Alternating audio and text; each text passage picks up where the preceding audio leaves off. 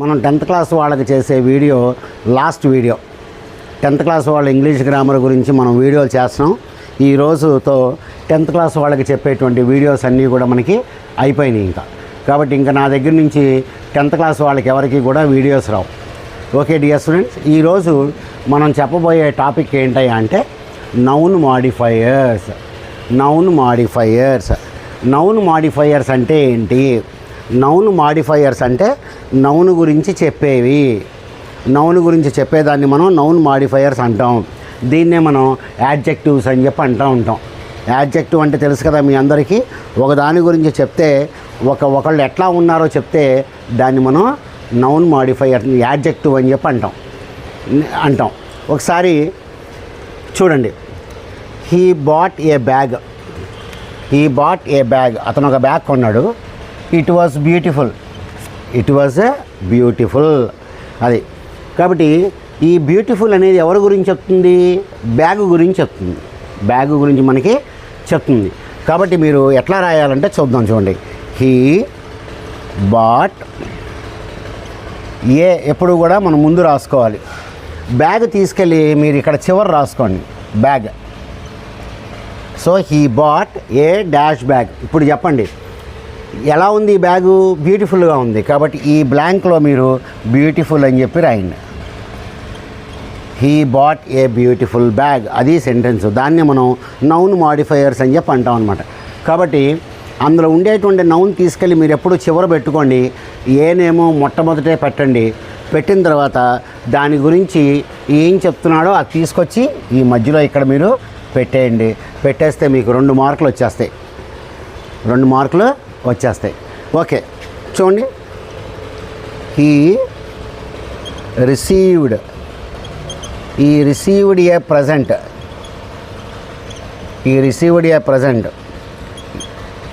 It was nice. Okay, ఈ received a present, ఆయనకు present వచ్చింది. అది చాలా నైస్గా ఉంది. నైస్గా ఎవరండి ఉంది ఇక్కడ? ప్రజెంట్ కదా.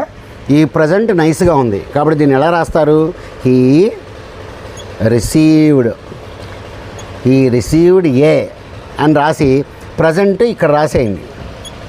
He received a present. Okay, ఇప్పుడు ఈ ప్రజెంట్ ఎట్లా ఉంది? నైస్గా ఉంది. ఈ నైస్ తీసుకొచ్చి ఇక్కడ రాసేయండి. He received a nice present. అని చెప్పి మనం రాస్తాం. దీన్నే మన వాళ్ళు ఏమంటారంటే నౌన్ మాడిఫైయర్స్ అని చెప్పి అంటారు. నౌన్ మాడిఫైయర్స్ అని చెప్పి మనం అంటాం.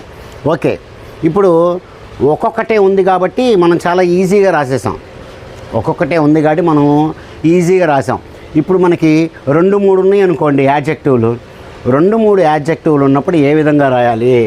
2-3 ఉన్నప్పుడు ఏ విధంగా రాస్తాం? ఈ ఎగ్జాంపుల్ చూద్దాం మళ్ళీ. చూడండి, రైట్, ఇది చూడండి, he bought A bag. It was beautiful. It was old అని రాశా. ఇప్పుడు మనకి ఇక్కడ 2 యాడ్జెక్టివ్లు వచ్చినాయి. ఇట్లా వచ్చినప్పుడు మీరు ఒకసారి ఈ టేబుల్ చూసుకోండి. మీరు ఈ టేబుల్ జాగ్రత్తగా గమనించండి. అంటే మనకి 2 యాడ్జెక్టివ్లు ఉన్నప్పుడు ఏది ముందు రాయాలి? ఇప్పుడు నేను he bought a old beautiful bag అని రాయాలా? He bought a beautiful old bag అని రాయాలా అని చెప్పి మీరు ఆలోచించుకోవాలి. అలా ఉన్నప్పుడు ఇది మనకి చాలా హెల్ప్ చేస్తూ ఉంటుంది.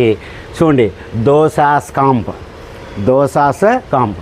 ఇందులో డిటర్మినర్ అంటే ఏలు, యాను, ది, మై, అవర్, యువర్, ఇది ఫస్ట్ రావాలి. తర్వాత వచ్చేసి ఒపీనియన్ అంటే మీరు ఏమనుకుంటున్నారు దాని గురించి. బ్యూటిఫుల్లా, అగ్లీయా, నైసా ఇట్లాంటి మీ ఒపీనియన్స్ అన్నీ కూడా మీరు రాసుకోవాల్సి వస్తుంది. First opinion. తర్వాత చూడండి, సైజు, బిగ్ స్మాల్ ఇలాంటివన్నీ కూడా మనం సైజుల కింద రాస్తాం. అంటే ఒకదాని తర్వాత రావాలి. ఫస్ట్ ఏ, తర్వాత ఒపీనియను, తర్వాత సైజు, తర్వాత ఏజ్ అంటే ఓల్డ్ యంగ్ ఇట్లాంటివి మనం రాస్తాం.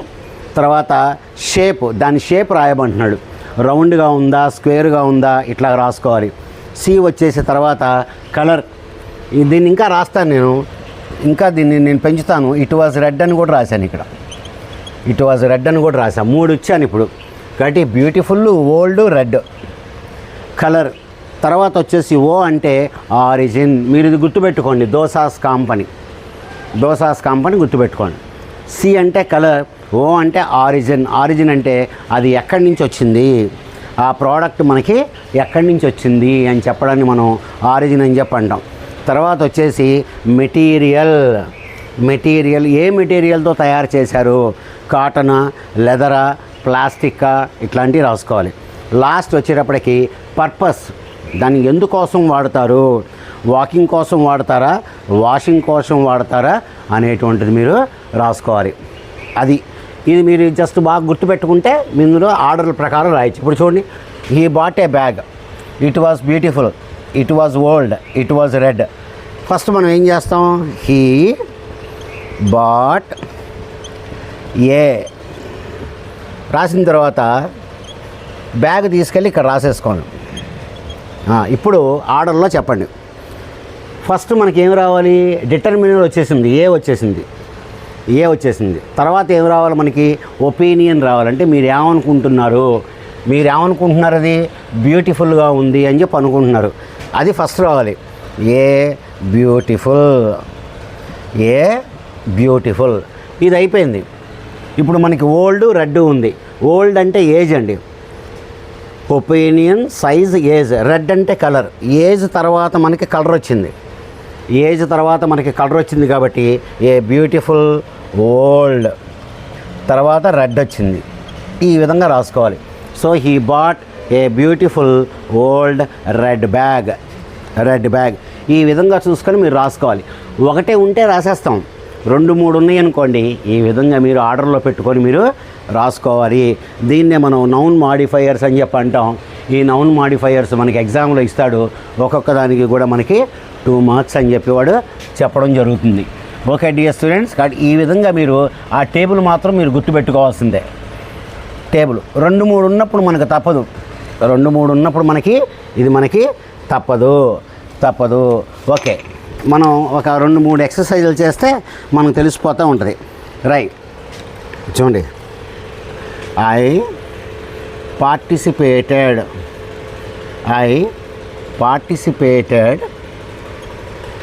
in a Christmas party.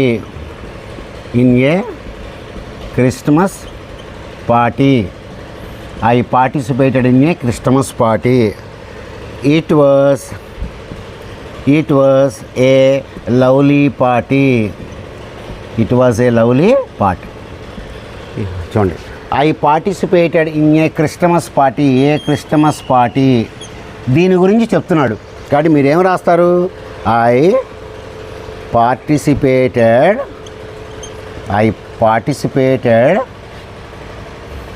In a రాసిన తర్వాత క్రిస్టమస్ పార్టీ ఇక్కడ రాసేయండి. Christmas party. రైట్, ఇప్పుడు ఇంకేముందండి మనకి వెర్బు, యాడ్జెక్టివ్ ఏంది, ఇది ఒకటే ఉంది, లవ్లీ అని, అది ఒకటే ఉంది. కాబట్టి లవ్లీ అనేది I participated in a lovely Christmas party. అని చెప్పి రాస్తాం.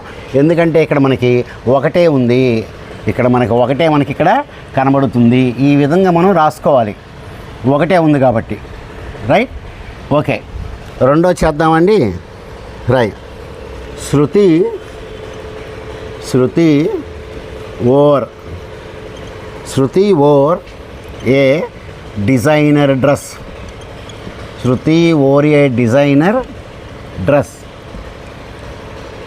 It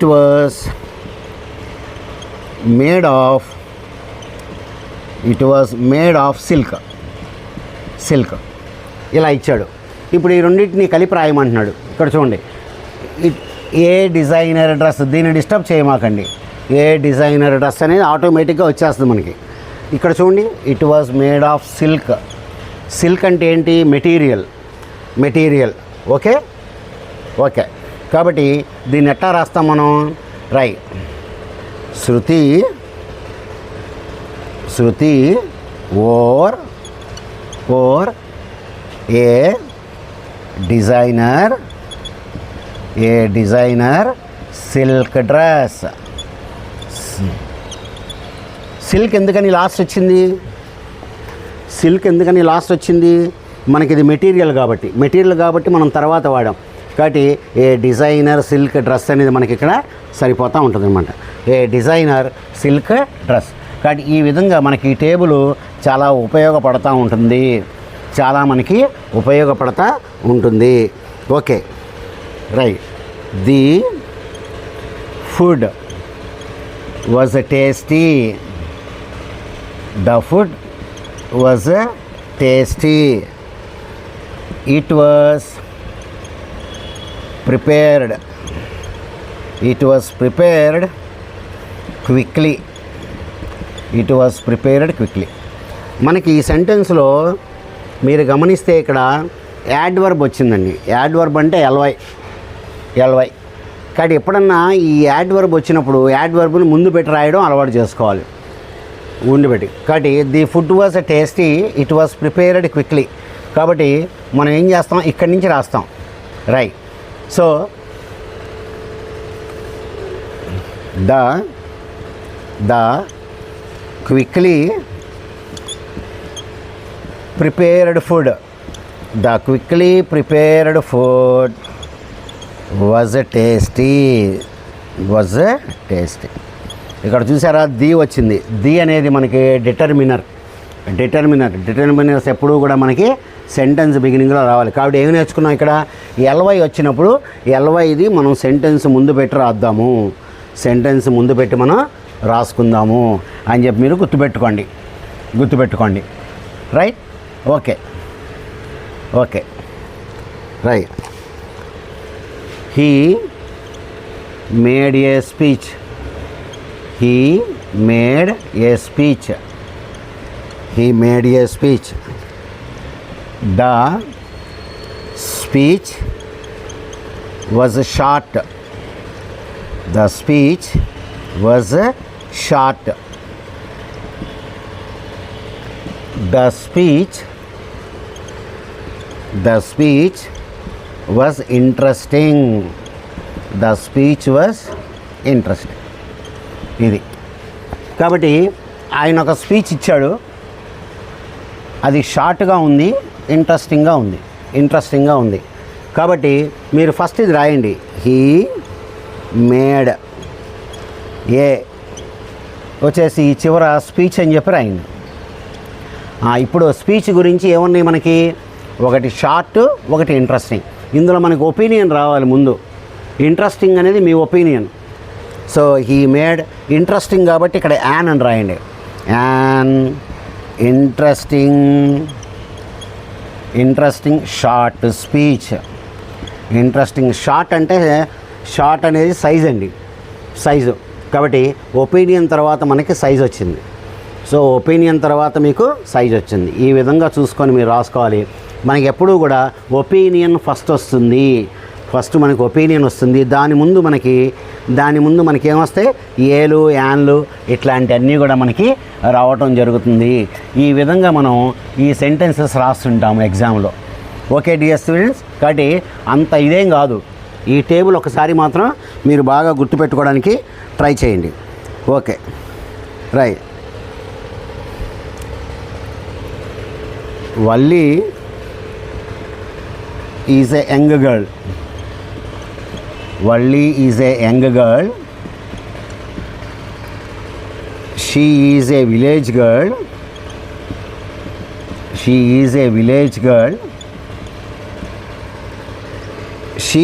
is 8 years old. She is 8 years old.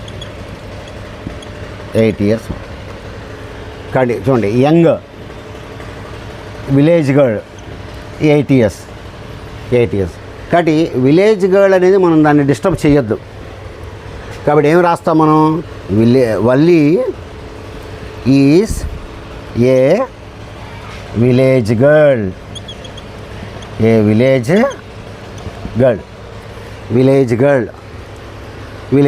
ఇప్పుడు చూడండి, 8 years ఒకటి ఉంది, యంగ్ ఒకటి ఉంది. 8 years అనేది ఏంటండి, 8 years ఏజ్, ఈ యంగ్ కూడా ఏజే. కాబట్టి రెండిట్లో మీరు ఎట్లా రాసినా పర్లేదు. కాబట్టి వల్లి ఈజ్ 8 రాస్తాను నేను. an 8-year Valli is an 8-year young village girl. Valli is an 8-year young village girl అని చెప్పి మీరు రాసుకోవాలి. మీరు ఇప్పుడు యంగ్ కూడా రాసుకోవచ్చు ఇక్కడ. Valli is a young 8-year-old village girl. Valli is an 8-year-old young village girl. Valli is a young 8-year-old village girl. ఎందుకంటే రెండు ఏజ్లే మనకి, రెండు ఇక్కడ మనకి ఏజ్లు కాబట్టి ఈ విధంగా మనం ఇక్కడ దీన్ని రాసుకోవాలన్నమాట. కాబట్టి చాలా ఉన్నాయి రాయాలి అంటే ఇట్లాంటివన్నీ కూడా. ఓకే డియర్ స్టూడెంట్స్, కాబట్టి ఆ టేబుల్ మాత్రం గుర్తుపెట్టుకోండి. టేబుల్ గుర్తుపెట్టుకొని మీరు చూసుకోండి. Right. Rani bat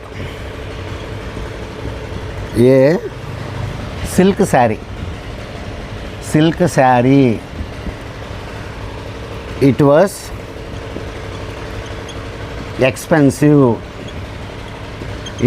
expensive and made in Kanchipuram. ఈ విధంగా మనం సెంటెన్సెస్ రాయడం ప్రాక్టీస్ చేసుకోవాలి. ఎక్కువ యాడ్జెక్టివ్లు ఉంటే మనం దీన్ని ఫాలో అవ్వాలన్నమాట. మనం దీన్ని ఫాలో అవుతూ మనం ఇక్కడ ఉండాలి. ఓకే డియర్ స్టూడెంట్స్, చెప్పండి. He bought A silk sari. Silk ఒకటి, ఎక్స్పెన్సివ్ ఒకటి, కాంచీపురం ఒకటి. కాంచీపురం అనేది ఆరిజిన్ అండి. ఎక్కడి నుంచి వచ్చింది? ఆరిజిన్. Expensive opinion. మీరు అనుకుంటున్నారు సిల్క్ మెటీరియల్. ఇప్పుడు మీరు ఆర్డర్లో పెట్టండి. రాణి బాట్ ఏ అని రాసి శారీ అని చెప్పి ఇక్కడ రాసేయండి. ఇప్పుడు మీరు దీన్ని ఎట్లా రాస్తారో చెప్పండి. ఫస్ట్ ఒపీనియన్ రాయాలి. ఎక్స్పెన్సివ్ ఉంది కాబట్టి యాన్ రాస్తా. Rani bought an expensive. ఇది అయిపోయింది. మనకి ఆరిజిన్ మెటీరియల్ ఉంది. ఆరిజిన్ తర్వాత మెటీరియల్ రావాలి. Expensive Kanchipuram silk sari. Rani bought and expensive Kanchipuram silk sari. ఈ విధంగా మనం ఎగ్జామ్లో రాస్తూ ఉంటాం. టేబుల్ మీరు జాగ్రత్తగా గుర్తుపెట్టుకోండి. దేని తర్వాత ఏది రావాలి అనేటువంటిది మీరు ఇది కనుక గమనిస్తే దాన్ని మీరు చాలా చక్కగా రాసేయచ్చు. చాలా చక్కగా మనం దీన్ని రాసేసుకోవచ్చు అనమాట. Right. I met A young man. Full stop. He was European. Full stop. He was handsome. అసలు ఆర్డర్లు చూసుకోండి. యంగ్ అనేది ఏజ్. యూరోపియన్ ఆరిజిన్, ఎక్కడి నుంచి వచ్చాడు. Handsome opinion. మీరు అనుకుంటున్నారు ఆయన హ్యాండ్సమ్ అని చెప్పి మీరు అనుకుంటున్నారు. ఎప్పుడు కూడా మనకి ఒపీనియన్ ఫస్ట్ రావాలి, అది గుర్తుపెట్టుకోండి. So I met A man. ఇప్పుడు చెప్పండి, ఒపీనియన్ ఫస్ట్ రావాలి. I met A handsome. మనకి ఇప్పుడు ఏజ్ ఉంది, ఆరిజిన్ ఉంది కాబట్టి మనకి ఏజ్ ఫస్ట్ వచ్చింది, తర్వాత ఆరిజిన్ వచ్చింది. I met A handsome young. European origin కింద ఉంది మనకి. రైట్. ఏజ్ తర్వాత ఆరిజిన్ వచ్చింది. I met A handsome young European man. So dear students, ఈ విధంగా మనం ఎగ్జామ్లో వీటిని రాస్తూ ఉండాలన్నమాట. ఓకే డియర్ స్టూడెంట్స్, మీకు నచ్చితే లైక్, షేర్ అండ్ సబ్స్క్రైబ్ చేయండి. మనకి ఇదే లాస్ట్ వీడియో 10th క్లాస్కి సంబంధించి. Good day to you all.